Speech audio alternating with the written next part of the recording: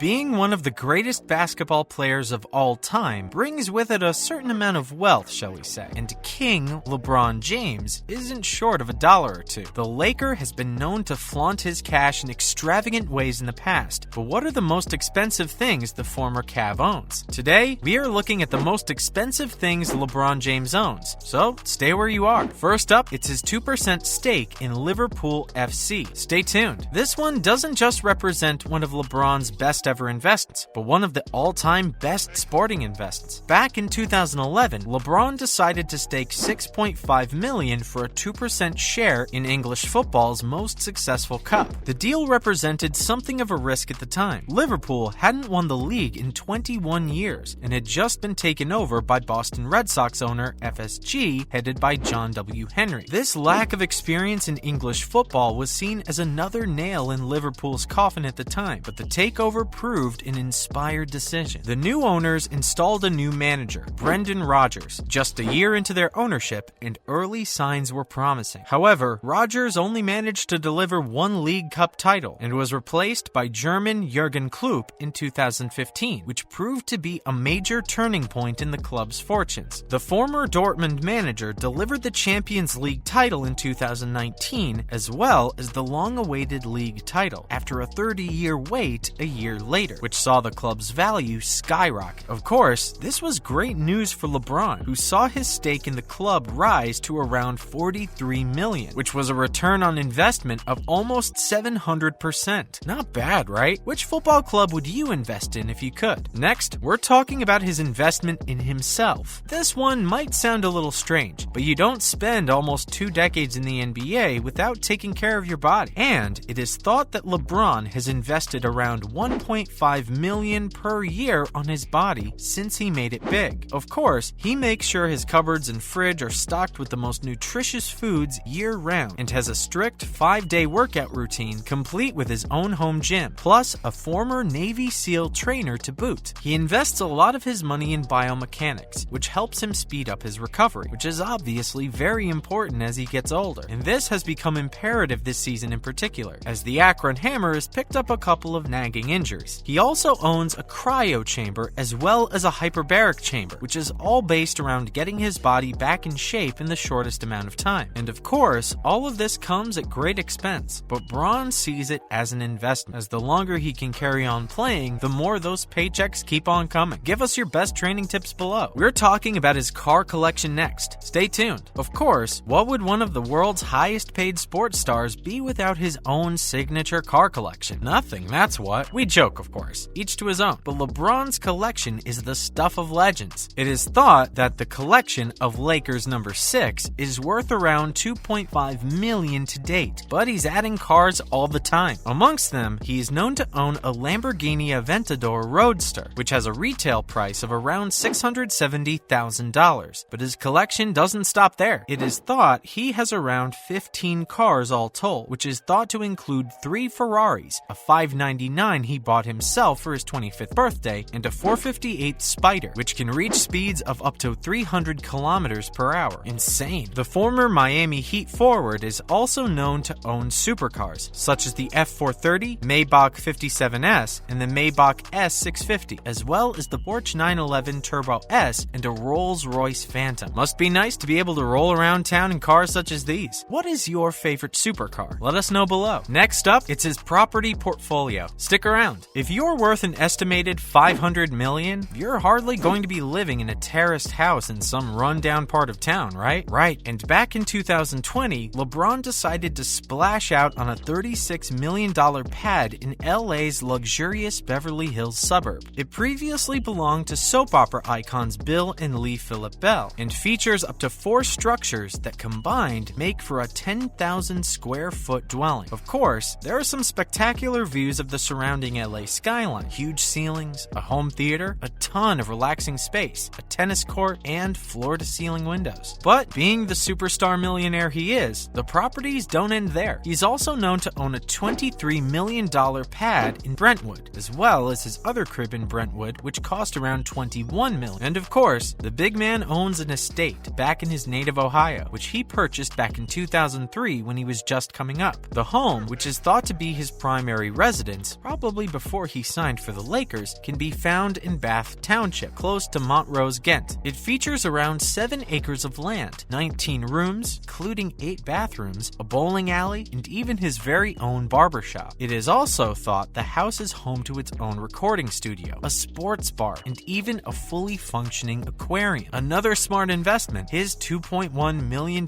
purchase is now worth more than $9 million. His watches are up now. Don't go anywhere. A man of LeBron's status doesn't go anywhere without sporting a pretty sick timepiece on his wrist, and the Ohio native is known to own quite a few classic pieces. None more so than his Patek Philippe Nautilus, thought to be worth in the neighborhood of £280,000 for a watch. Of course, this is not the only watch in his collection, which is thought to be home to 18 of the best watches in the world. He also owns another Patek Philippe, a Sky Moon Celestial 610-2R, which cost even more than the Nautilus at around $360,000. And no watch collection is complete without a Rolex or two. LeBron has been seen wearing a Day-Date 41 in the past, which you can pick up for around $55,000 if you have that sort of cash just laying around. Of course, his watch collection is the stuff of legend, and he has many other watches, some costing as much as $500,000. It is thought that his collection in total is worth around $10 million and includes pieces from world-famous designers such as Richard Mille and Audemars Piguet. Insane. What is your favorite watch? I'm just happy with my Casio in all fairness. Next up, Stephen A. Smith has a suggestion for the Lakers. Smith, who is no stranger to controversial views, has caught the wrath of fans and players alike, none more so than J.J. Redick. The analyst, who also regularly voices his opinions on other sports such as MMA, has claimed the Lakers would do well to get rid of LeBron James this offseason, which hasn't gone down well with most basketball enthusiasts. He said, "I think the Los Angeles Lakers should strongly consider trading LeBron James. It's what I believe." Now, a lot of people are going to lose their mind because the brother's 37, in his 19th year, and he just averaged 30 and all this other stuff. If the team was better, he'd have been the league MVP candidate without question. This is not throwing a speck of shade at LeBron James, in case he's watching, which he'll try to deny it, but he's watching. Okay, I'm telling you right now, it's no shade at all. It's a testament to his greatness, and it's a compliment to him. Okay, his thoughts were instantly slammed by J.J. Redick, who said that the Lakers are a superstar franchise who wouldn't trade LeBron unless they got a sign-off from him. And Smith's words will probably shock a few, but most won't be surprised, as he often chooses to air shocking opinions to get the viewers in. What do you guys make of these comments? And finally, LeBron has reacted after Liverpool's 3rd Champions League final appearance in 5 years. Stay tuned. As we mentioned earlier, James owns a small share of the Reds, and following their semi-final triumph over Spanish outfit Villarreal earlier this week, he posted a simple message in support of Jurgen Klopp and his record-smashing team, which simply read, "Paris, here we come." The final will, of course, be played at the Parc des Princes in Paris at the end of this month, but there is no word as of yet if one of the club's more famous fans or owners will be in attendance to see Liverpool hopefully win the 7th European Cup in their illustrious history. They are already the most successful club in English football history, so will merely be adding to their greatness. Who is your favorite team in English football? Let us know below. As always, thanks for tuning in today, and remember to join us next time for some more fun and games. And don't forget to like, share, and subscribe to our channel. Bye, guys!